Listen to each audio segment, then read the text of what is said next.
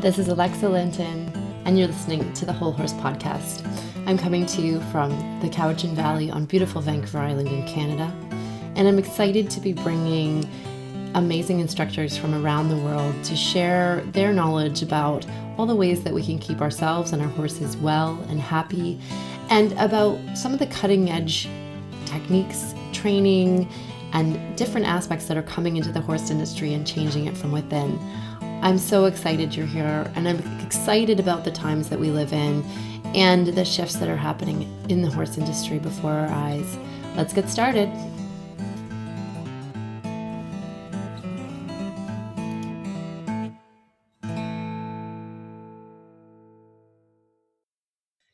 Hi everyone, it's Alexa Linton here, and you're on the Whole Horse Podcast. And today on the podcast, we're heading over to England to speak with someone that I'm so excited to hear more about her work in something called connection training. I have Hannah Weston here. Thanks for being here, Hannah.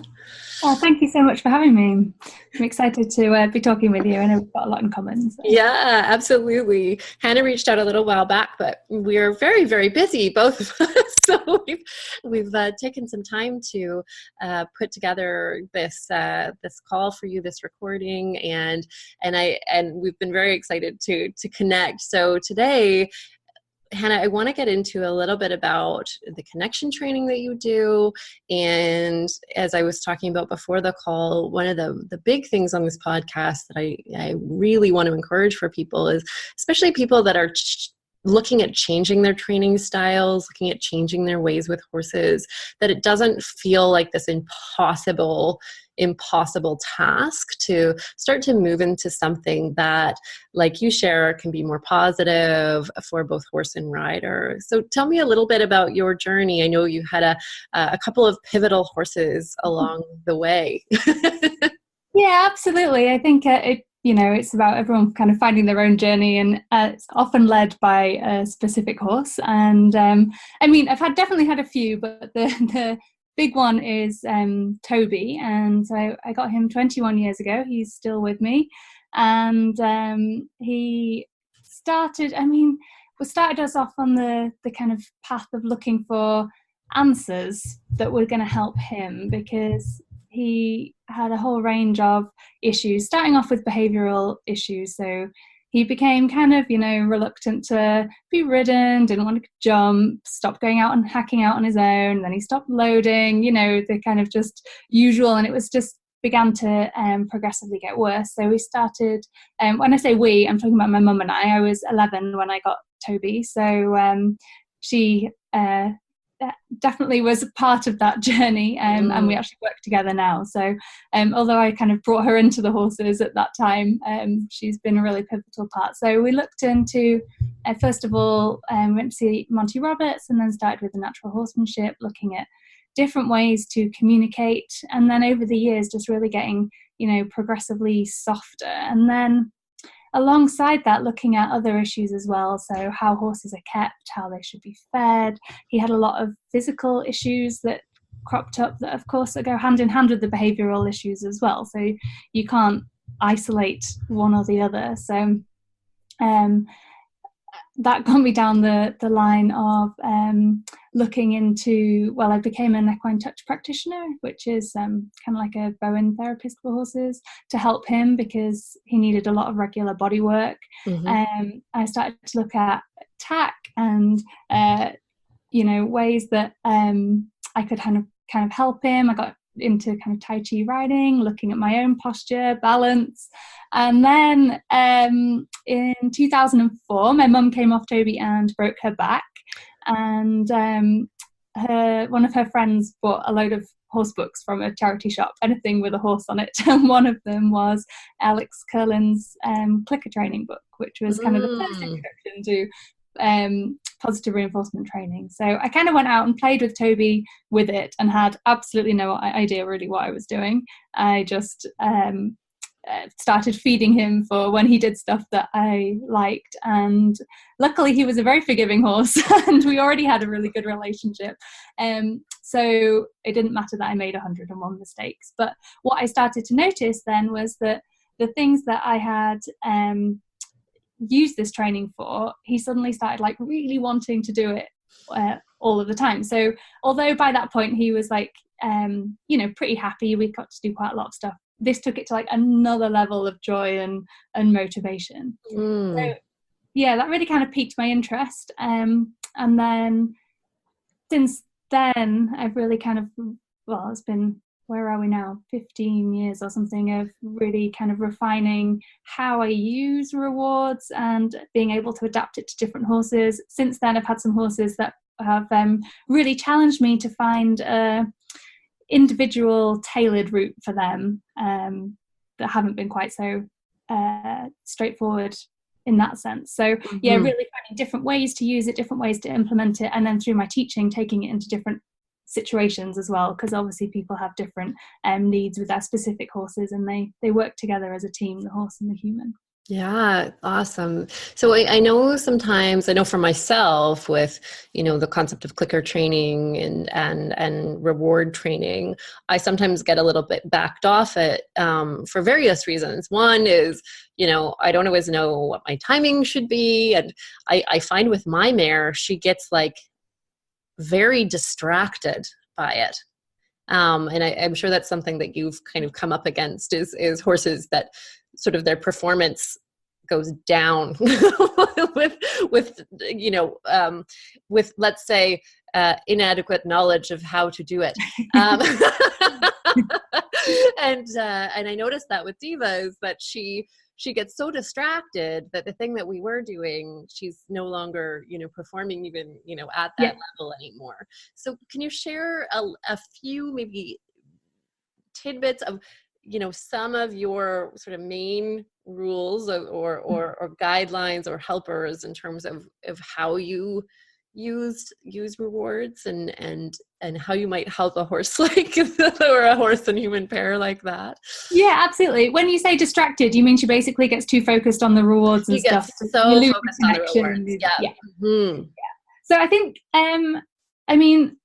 the way that I teach it now is very much more about the connection. It's what we call the business. It's about the communication between you. So all of the kind of like rules I don't really focus on so much, because if you've got that softness and the communication between you, and as long as you're both relaxed and figuring things out together, you'll work it out. There's no problem. And I think a lot of the pressure with reward-based training is to like for the human trainer to have everything perfectly and to get it all right, and then the horse will be able to do it in this kind of seamless arc of learning through the behavior, which is really unrealistic because we're learning too, and life throws up all of these other things. So I think it's much more helpful to teach horses that, sometimes it's muddled and that's fine. Sometimes I'm not really sure how to explain this to you, and that's fine. Sometimes things will happen and we can figure it out together, and that's fine. So it's much more of a kind of fluid, relaxed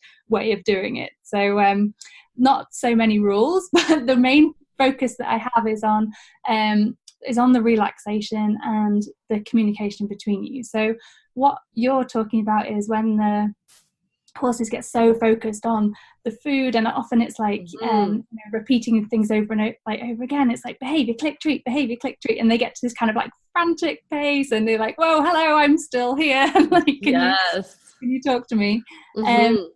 Is a kind of over arousal. So when you're looking at the emotional levels of the horse, that they're feeling too much of something. So there's these kind of emotional systems in the brain that are a framework that we train to, which so we follow Jaak Panksepp's work, who is an effective neuroscience that studied emotional systems of mammals, and he kind of identified these 7 emotional systems in the brain. And there's over arousal is basically when there's too much of something. Now it can be too much of any of them. So you can have a horse who's over aroused through fear, which of course is something we see all the time in the horse world, and when they're kind of too spooky, too scared to be able to think. But you can have over arousal of other systems too, including the positive ones. So the seeking system is kind of like the umbrella system that gets them like searching for the answer. And what happens is that when they're searching for rewards, that system's really switched on. But if it gets too much, then they lose the ability to kind of think and connect. And it just becomes this, like frantic searching for the rewards rather than the two of you working together. So in order to calm that down, there are a few things that you can do. The first is really look at the different rewards you've got available. So it doesn't just have to be food, and it doesn't have to be high value food either. Food is a powerful motivator. We're all wired to repeat behaviors that earn us food, and everybody with a horse knows how excited they get when you appear with a bucket. Like, it's quite a strong motivator. So it can be really helpful to change emotions to being more joyful and positive and build that eagerness. But you can use low value food. So maybe if carrots are too exciting, you can just use chaff, and they'll be like, oh yeah, this is nice, without it becoming overwhelming. But you can also use things like scratches, their favorite behaviors, things that they enjoy doing. So for example, with two of my horses, I've got India, who's a warm blood, and Freckles, who's a quarter horse. And India loves jumping, but she finds kind of movement stuff, lateral work, like it's not her favorite thing. She enjoys it, but it's not her favorite thing. And Freckles is the other way around. So I'll always bear that in mind when I'm setting up the training. So with Freckles, who loves to use his body and things, but gets a little bit anxious and a bit clumsy over poles, then what I'll do with him is maybe some pole work. And when he does that nicely, then go off and go, okay, well, now let's do your fancy collected trot, which is something that he really enjoys doing. Or with India, it's like, oh, great, you gave me a gorgeous step of shoulder in, let's go and canter over the jump. So you can kind of really tailor it to the individual horse and the situation, starting where you are and with the things that you've already got. Because everybody that I go and teach has a horse, they're leisure owners who have a horse that they love, and they have all got such a good relationship anyway that you can build on that rather than kind of taking everything away. So I love that, because I think so often when we look at something like, positive reinforcement training or clicker training, there's this sense that we have to kind of like knock the whole rest of it down, like everything that we've built, everything that we've learned. Okay, take that all away and start afresh. And I think that, for a lot of people, it feels super, super overwhelming. And it sounds here like what you're doing, Hannah, is actually weaving the positive reinforcement and the connection into what's already there, into the connection that's already there, which I'm loving. Yes.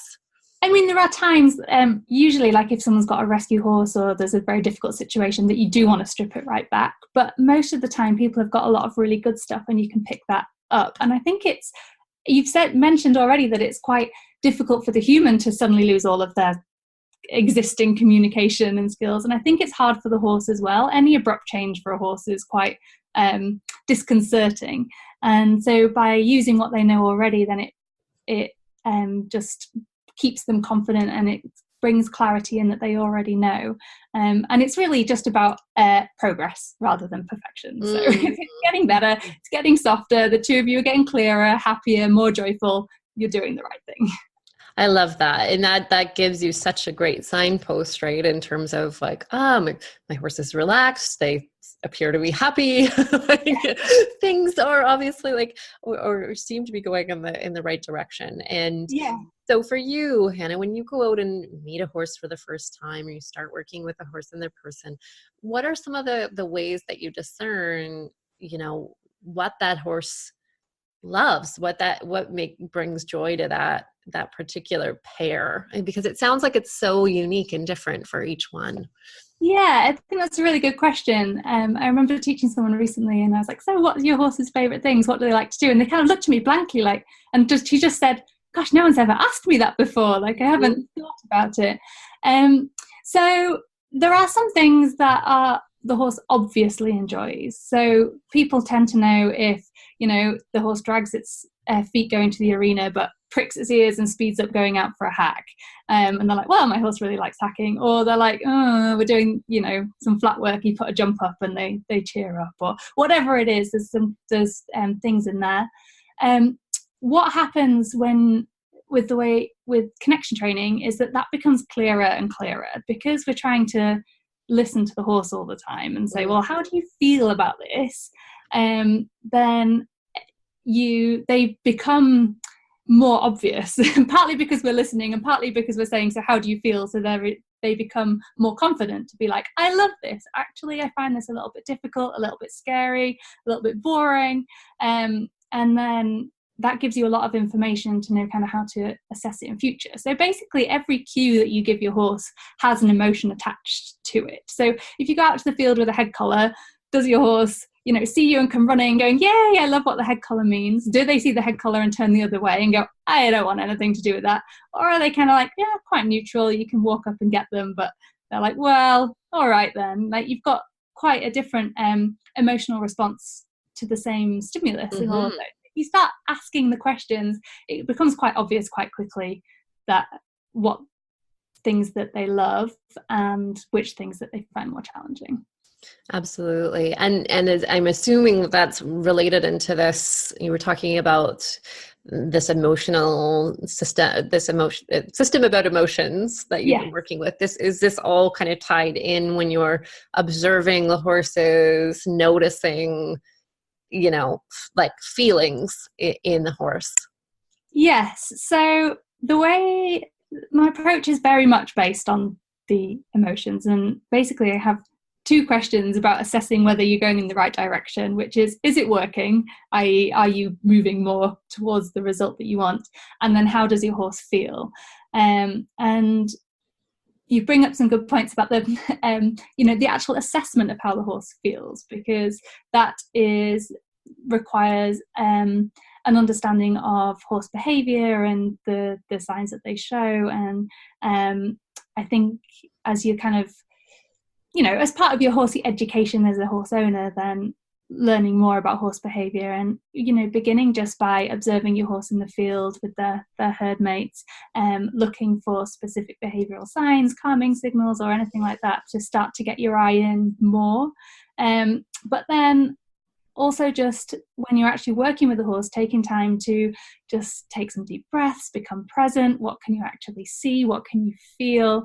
And that gives you a huge amount of information, because often we're in our head, we're like, oh my gosh, I should be doing this and I should be doing that, and oh, my timing was wrong, and what comes next? And actually just taking a step back and going, okay, well, how do we feel about this? Then it actually gives, everybody knows, like I say, there's that relationship there. So for example, one of the questions that I ask people when they're working with, this is usually if they've got a bit of a difficult horse, is what age or what kind of person would you let handle your horse in this moment? So is it like, okay, only my instructor or somebody who's really skilled? Is it, well, I'd let my adult friend who doesn't know much about horses do it? Would, going down to like, actually, I'd be quite happy for, a 10-year-old to come and work with my horse right now. And just that kind of question starts to get in like, oh, I see, we're lacking relaxation, or there's some tension here, or it's all a bit much. How can I calm it down? And that awareness comes through, and the more you listen to yourself and your horse, the softer it gets. Beautiful. It's great, because my last guest, Katarina Lundgren, was sort of sharing the same things. I said, what do you do? How do you tell? She's like, well, you just basically listen a lot to the horse. What a concept. Yes. It's not always easy. Yeah, and it does take, as humans, I think we get, agenda focused and goal focused, and oftentimes that takes our focus away from just being present to what's actually existing in front of us. Yeah. Right. Yeah. And I'd love for you to share, Hannah, because we haven't really, weirdly enough, I don't think we've gotten into a really good detailed discussion on calming signals on the podcast yet. And I wonder if you could share for the listeners just a few things that you notice as calming signals, things that they might notice in their horses as well, and what a calming signal actually is. Okay, so I am not an expert on calming signals by any means. Okay. So definitely go and check out Raquel Dreisman's book on calming signals. Yes, I've heard of that. I want to read it for sure. Okay. Yeah, it's great. It's so I'm going to direct all of your listeners there. But in terms of what I look for in the horse, it's emotional signs of relaxation and motivation. So the relaxation signs I would look for are things like, head position. Obviously, if the typical really head high is, you're going to have a tenser horse. If they're kind of just walking along with a more horizontal neck, more natural position, then generally they're more relaxed. Looking at things like the muscle tension in the horse. So again, are they kind of braced in their movement, or are they just able to move freely? Looking at their face, so tight mouths versus soft lips. You can start to get to see more kind of in the eyes, obviously the ears. The horse grimace scale is also another good reference, which is one to Google if you're listening. But that's actually looking at pain in horses, but that of course is completely tied in with tension, and a lot of behavioural things come into pain, and that has a scale of different things to look for in the horse's face that indicate different pain levels, and it goes in quite a lot of detail through the eyes and the ears and the muzzle and the masseter and things like that. So I'd have a look there as well. The motivation side is another piece, and I know there are some people starting to do some studies on how to assess horse happiness rather than just the tension, which is going to be fantastic. And that for me is things like, are they volunteering to come in and interact with you? Are they offering solutions of their own, or are they always waiting to be asked? Are they improving and keen and willing and responsive, all of those pieces as well, without you feeling like you have to chivvy, insist, nag, like persuade that your horse is up there ready to go, like, oh good, we're doing this together, let's come in, I want to come into the arena and train with you. So those are the kind of two areas that I look at, the relaxation and the motivation together. Nice. And so, I know we're in the horse industry. What I'm seeing is there's this real sort of bridging between, let's say, more of like a negative reinforcement training that a lot of us were taught in many different ways. And then there's this positive reinforcement. We're even seeing like passive training versus active.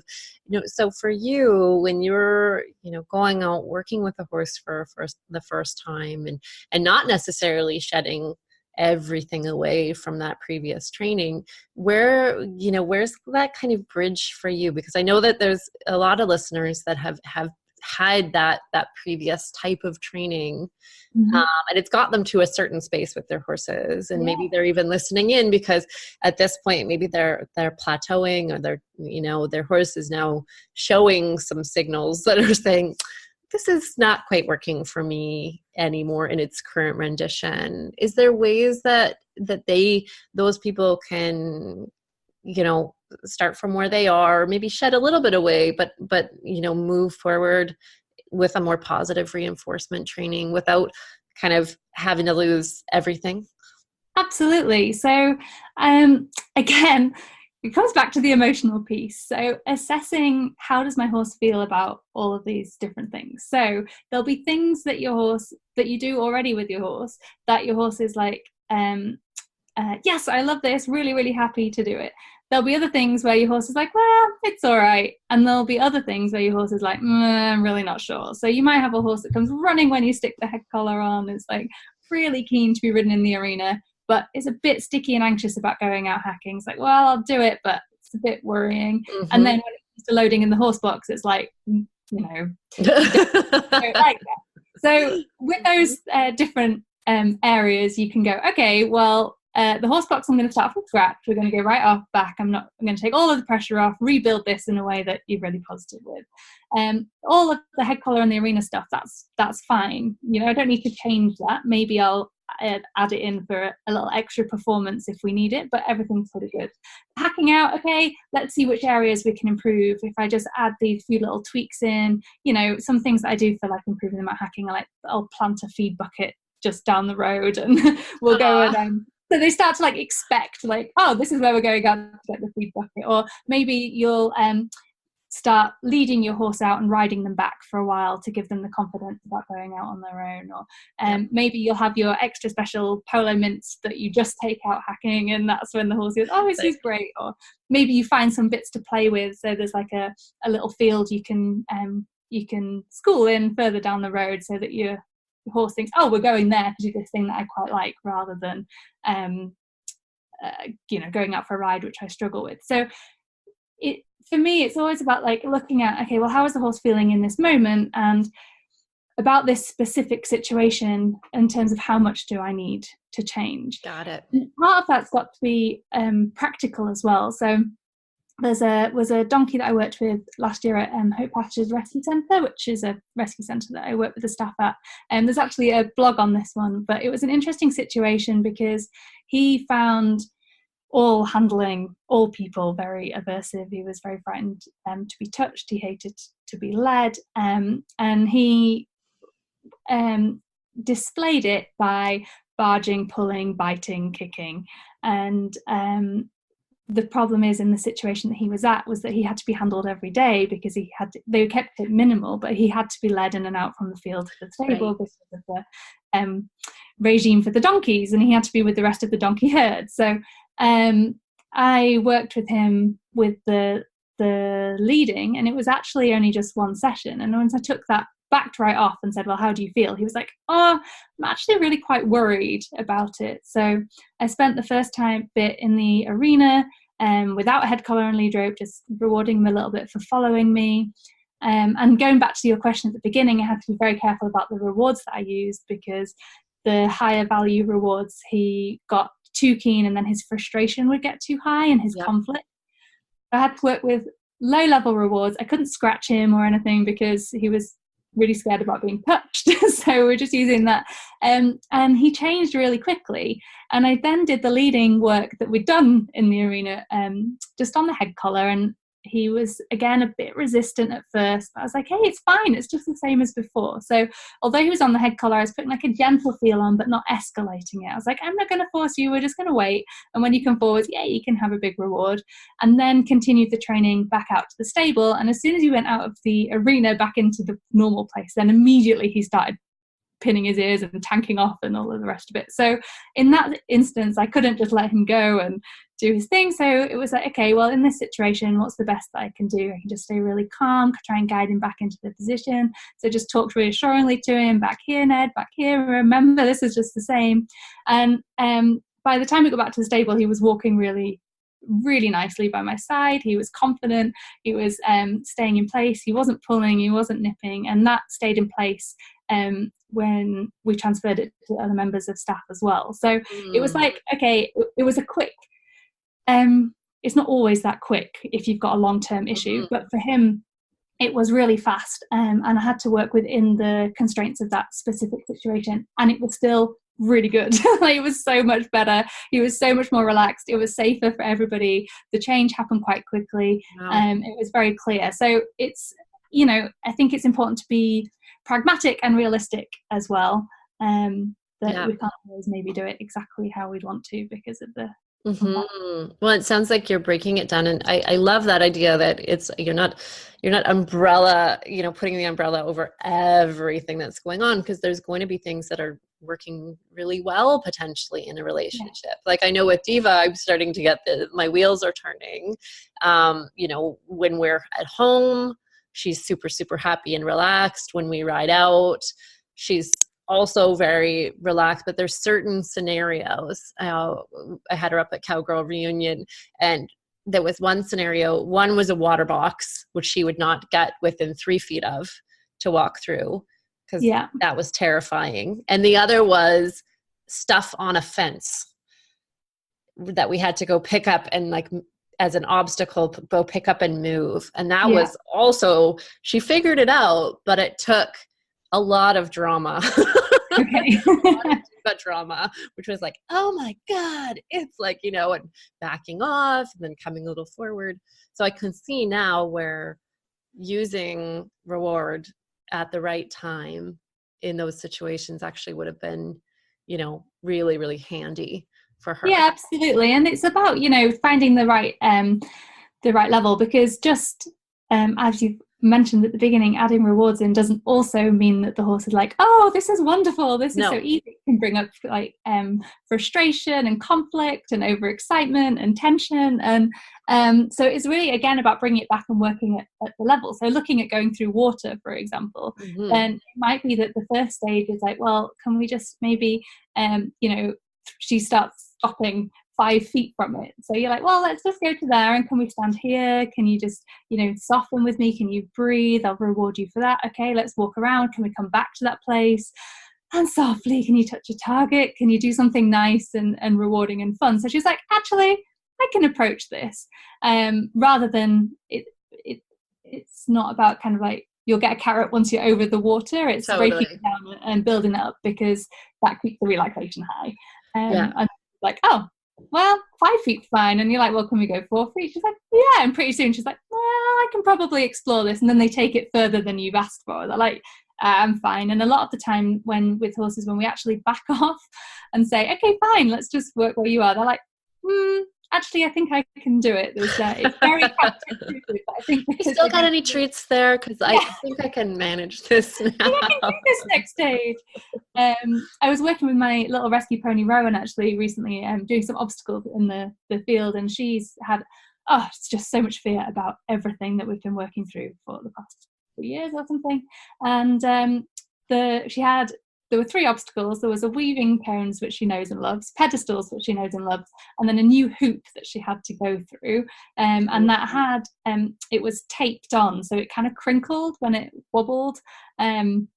And she was very alarmed by that. So we were just working on, well, can we just stand here? Can we touch it? Can we be, have a scratch? Okay, now you can have some food, like just exploring it.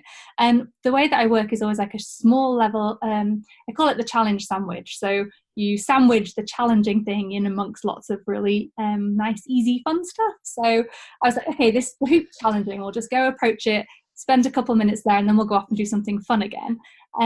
And every time I took her off to do something fun, she would often like look at me, and then she'd go look at the hoop, and she'd just leave me and go back to it. So we ended up working on it, because she kept saying, no, I kind of want to overcome this myself.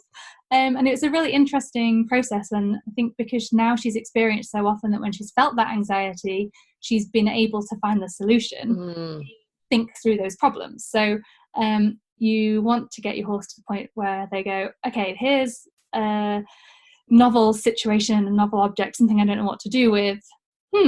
What shall I do with it? How they start to get those their brain working, and you want them to work with you as well. So that Diva's like, hey Alexa, what shall I do with this? And you go, well, should we go and touch it? And she's like, okay, I know how to do that. If you say it's a target, then sure, it's a target, I'll go touch it. And they start to generalize these concepts.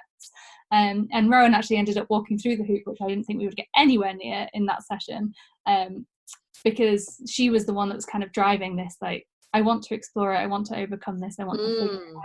So it was really interesting to see. That is very interesting. And I know with Diva, like this summer, what I saw, or what I thought I was seeing, I was like, she's not very brave. It's kind of what, like, I was like, man, okay, like that's an edge for us is around this sense of wanting to go towards something.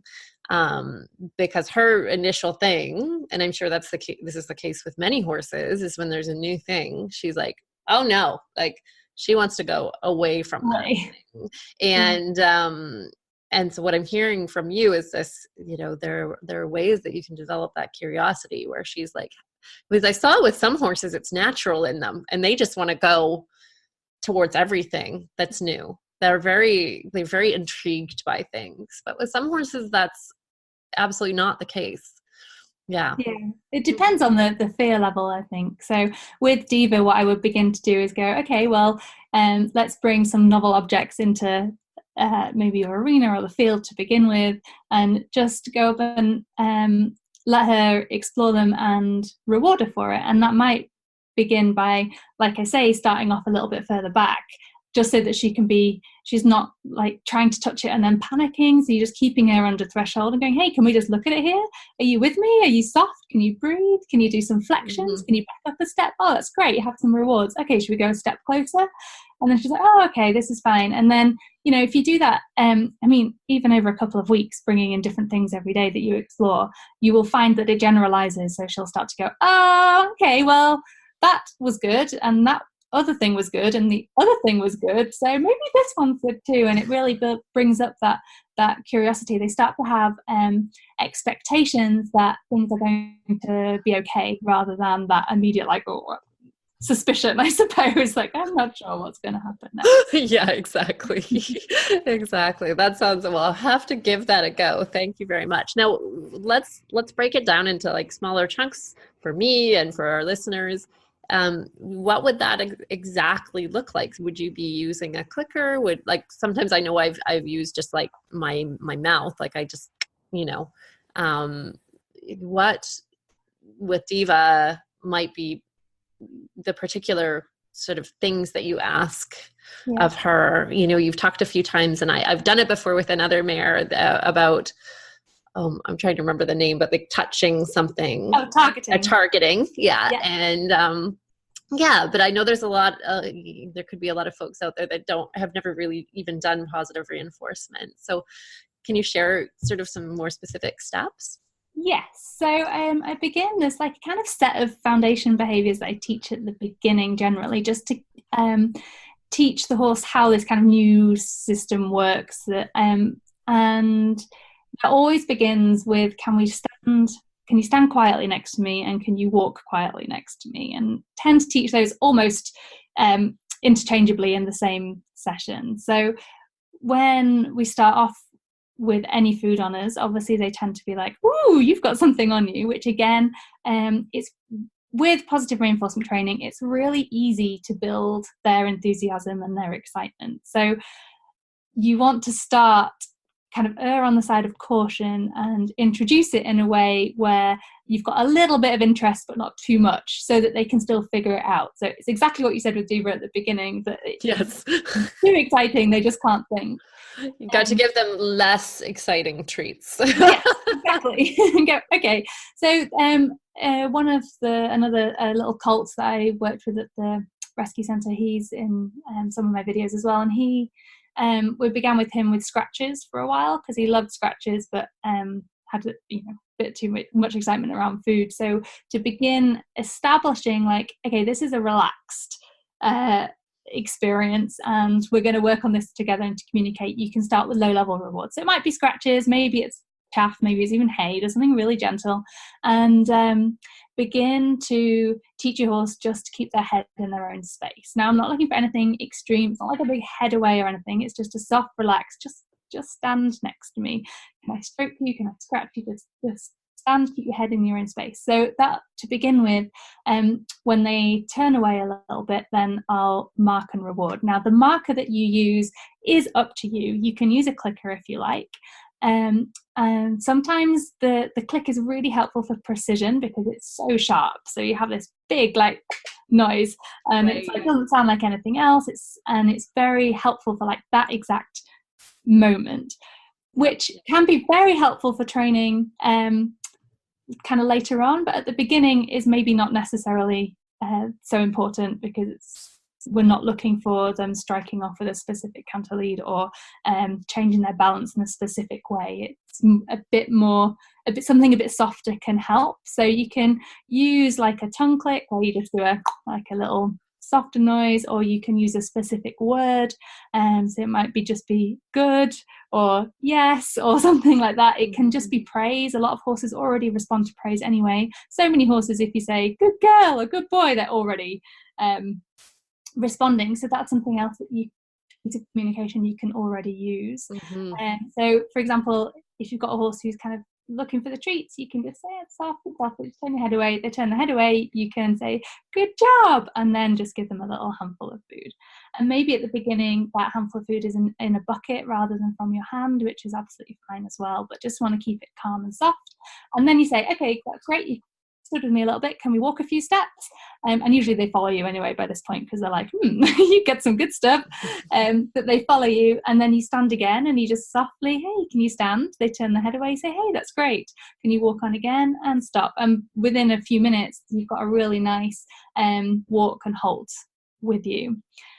I also teach very early on a stay, because they can get very attached to having you and the food and all the good stuff next to their head. And there are a lot of exercises and behaviours that you want to be at a distance from your horse. So I teach a stay really early on as well, and that builds again very naturally out of, okay, well, can you just stand next to me? Great. Okay, can you stand next to me, just nice and relaxed, keeping your head to yourself while I stroke your neck? Super.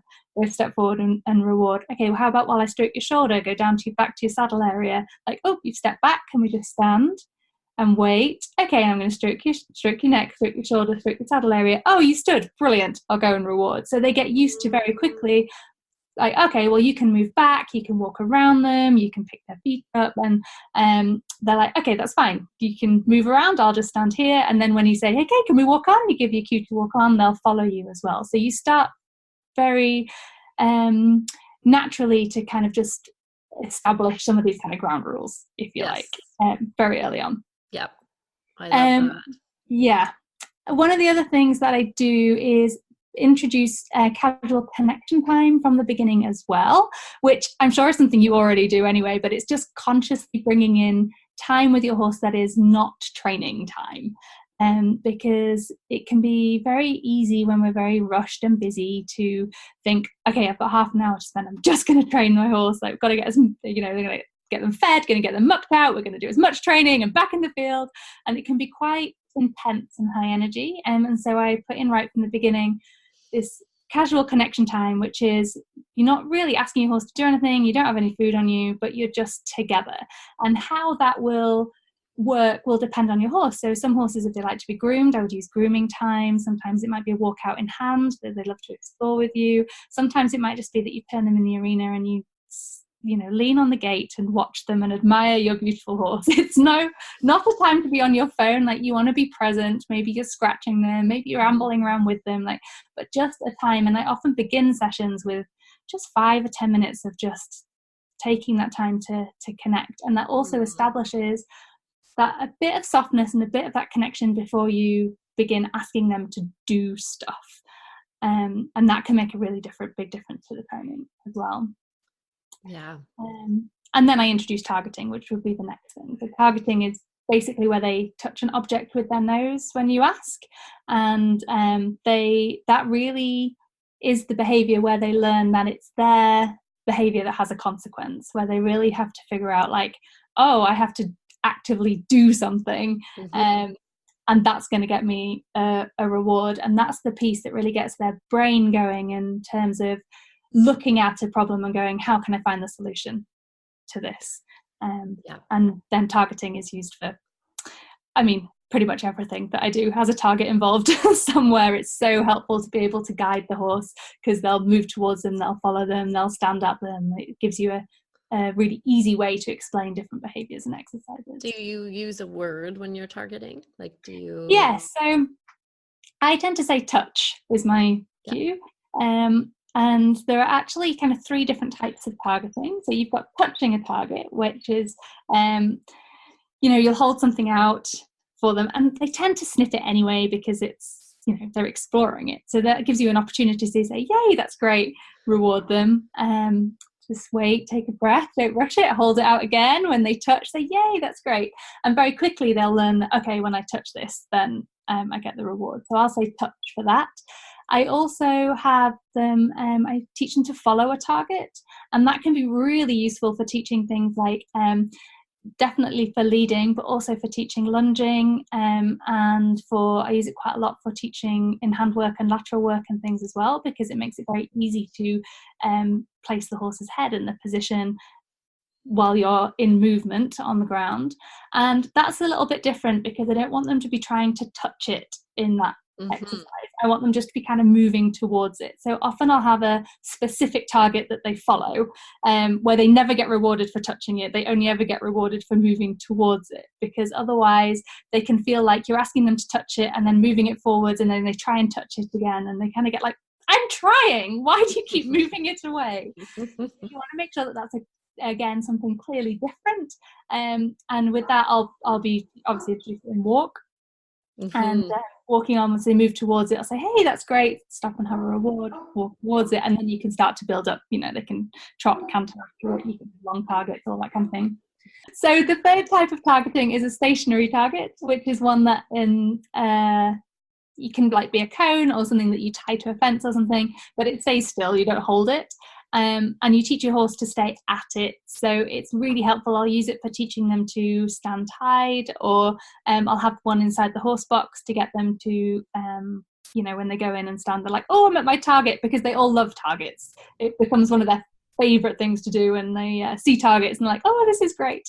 But I'll also use stationary targets when I'm riding as well, because you can use them, like if you ride towards them, it can help get you more forwards motivation. If I'm teaching horses to steer and to stop and things like that, then I'll use targets as well to help guide them. So they have loads and loads of uses.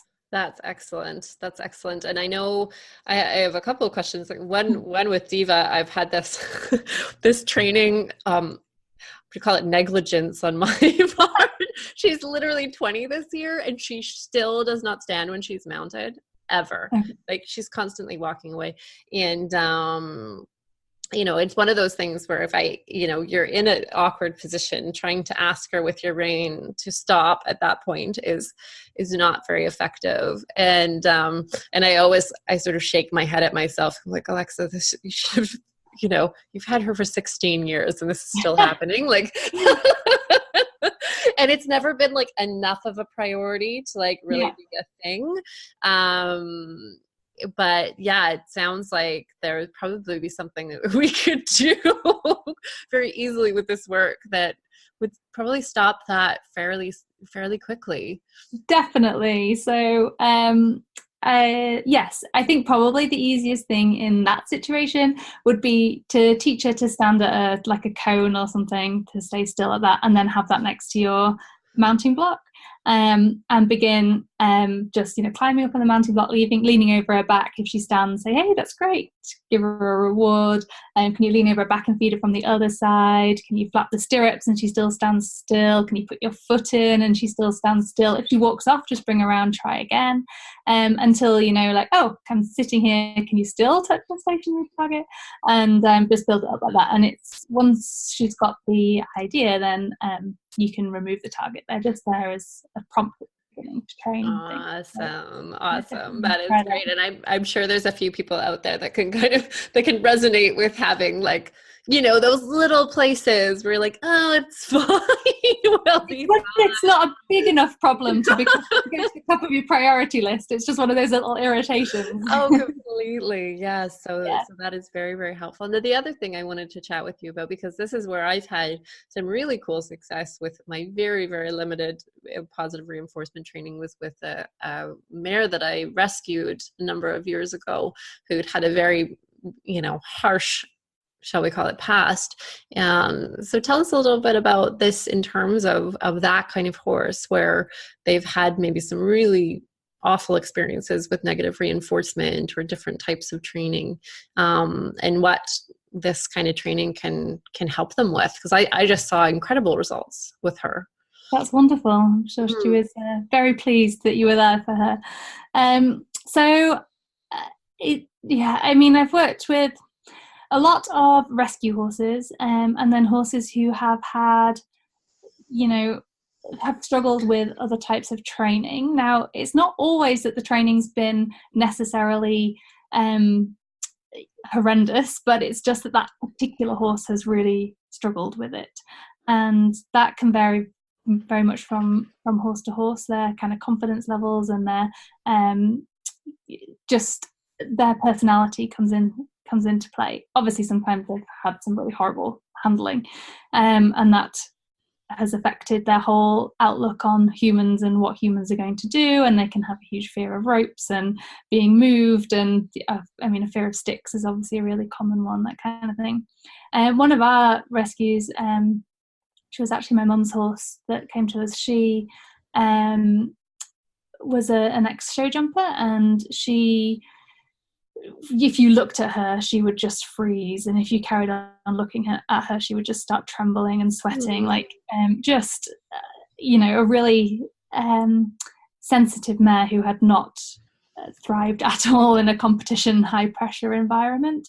And whereas I'm sure there will be other horses that came from where she did who would have been fine, but she was just utterly traumatized by it. So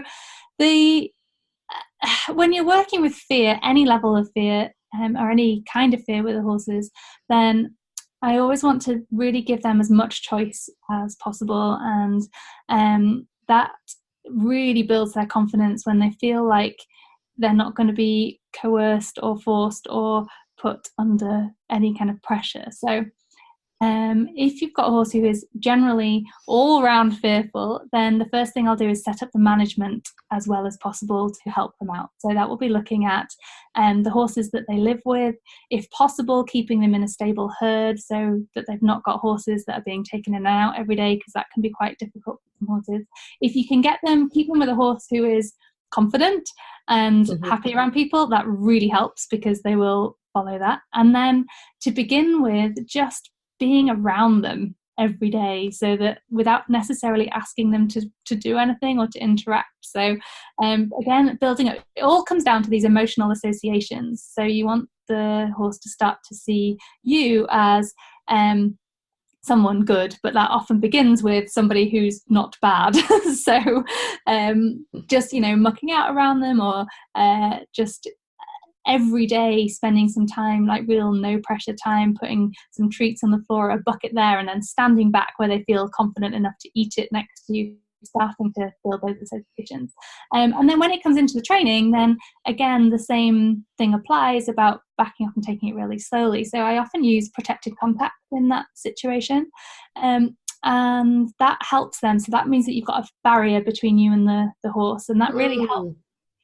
I'll use it sometimes for horses who have kind of dangerous type behaviors. I also use it for teaching things, but like lunging and things. But if the horse is anxious, having a barrier between you and them gives them confidence that you're not going to be able to get too close or do anything too scary. And it's a great way to build trust. So I often use that with the really worried ones, and I'll feed them in a bucket. So I worked with a couple of zonkies, so zebra donkey crosses. Oh, wow. Yeah, they came to me because they were unhandleable, and they were both very fearful. They'd had some well-intentioned but not very helpful training where they'd both been lassoed to get head collars on. Yep. So as a result, nobody could ever get near them again to even take the head collars off. And they were very, very anxious. And so I set up a situation where they were on the other side of a barrier. I was feeding them in a bucket because they were too scared to take treats. And I began to teach them things like going to a stationary target. So again, I couldn't hold anything. It was too scary, but I could begin to teach them to go to a cone and touch that for a reward in the bucket. I also taught them very early on to stand on a low pedestal. Just by once they touched the cone, I put the cone on the pedestal. So they started to go to the cone, and then I put it further back on the pedestal. So to touch the cone, they kind of had to step up. And then I separated those. So I ended up with 2 cues at the beginning, which was a point to the cone to say, can you go to the cone and get a reward? And I went and stood in a different place and held my hand up to stand on the pedestal. And that was the first time they started to really watch me and see that human movements have meaning. And that was a really key piece of rugby as well, because a lot of these horses, any movement you make, they panic, and you can see them like tense up and what's coming next. And it was really a key piece to kind of open up that conversation between us, really, of like, oh, hang on a second, you actually make sense. Like, I can do something here, and that's quite empowering as well. So yeah, there are lots of different ways to build the trust, and again, it just kind of depends. And for the wild horses, the ones that have, or feral horses that haven't really had much human interaction, they've just kind of been brought in off whatever hill they've been roaming on. Yes, the bringing in is probably highly stressful for them, but it's usually quite easy to bring them round because they haven't got a whole load of negative experiences to overcome. Yeah. The ones who've had sustained stress and fear at the hands of humans, then that's going to take time. Yeah. Oh, for sure. And that's been my experience as well. Yeah. Thank you for that, though. That's super, super helpful. It's very rewarding, though, isn't it? Yeah, it's amazing. I think we could go on and on. And I see we're coming to like the end of our time, which is so sad. Like, oh my goodness, the thing that I even wanted to talk about today, we didn't get to. So I know we didn't. We'll have to do this again sometime and chat about that. But it's been so wonderful to learn, and especially the specifics here. I know personally that has been a barrier for me to move into more of this work, and I think that like I feel very inspired by having some like little things that I can actually go out and do, and I'm excited to hear about your resources in a second as well, because I think that will also help. So thank you for that, and I'm making the assumption that our listeners as well got some things out of that they can actually go out and apply right away, which is super, super valuable. Yeah. So brilliant. I'm glad it helped. Yeah, it's been great. So Hannah, how do people get in touch with you? Tell us about that. And I know you've got a little fun surprise as well. So my business is Connection Training. So you can find us at connectiontraining.com, and we're on Facebook, Instagram, and YouTube under Connection Training as well. I've got loads of videos up on YouTube and on our blog. So if you're wanting to see some of it in action, including some of the ones that I've talked about today, like Ned, the donkey who pulled, and the zonkies are up there, and some of the ridden stuff with targets, and there's lots of bits and pieces up there. Perfect. Some targeting videos. You can kind of see that in action. And yes, we've got our book is coming out later this year as well. So that's been a few years in the making, but it really gives the kind of principles and philosophy behind looking at how to use positive reinforcement kind of from this practical perspective, but under the emotional framework. So looking at how the horse is feeling, how you can assess that, and taking it into a lot of the work, so problem solving, but then also into the dogmatic groundwork and riding as well. So it really kind of underpins our whole philosophy. Fantastic. I'm excited about that. That's definitely going to be on my list. And tell us, is there any resources right now that you are really loving? I know you mentioned a few during the podcast. So the Calming Signals book. Yeah. Mm-hmm. Oh my gosh, there are so many. So I would probably say if you're interested in finding out more, then, I mean, Don't Shoot the Dog by Karen Pryor is a bit of a classic on positive reinforcement. It was one of the first ones, and it's quite a good one. It's a multi-species one, so it kind of looks at all the different animals. So really kind of gives you an underpinning of the kind of some of the theory behind it. And then I was going to also mention the Calming Signals book as well, which we've already discussed. So I'd kind of go and start looking at those. And then, some of the videos to see it in action. And actually see it. That's an excellent resource. So going to Connection Training on YouTube and just watching, for those of you that are a little like me, I'm a visual kinesthetic learner. Things like videos are an excellent way to do this work. So, and to learn about it. So I'm excited to go there and check it out. Yeah. Thanks, Hannah. Thank you. Anything else that you'd like to share before we close up today? No, just thank you so much for having me. I think your podcast is great, and I love the different discussions that you have. And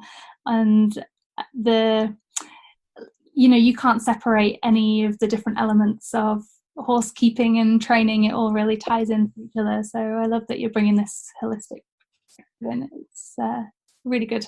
Really nice. Aw, thanks, Hannah. I appreciate that. Well, it's been fantastic to have you on. Such a great conversation. I do hope we get to do it again. Me too. Thank you very much. You're very welcome. Thanks everybody for tuning in today. We appreciate you taking the time out of your day, and I hope you have an awesome day with your horses. We'll chat with you again soon. Bye for now.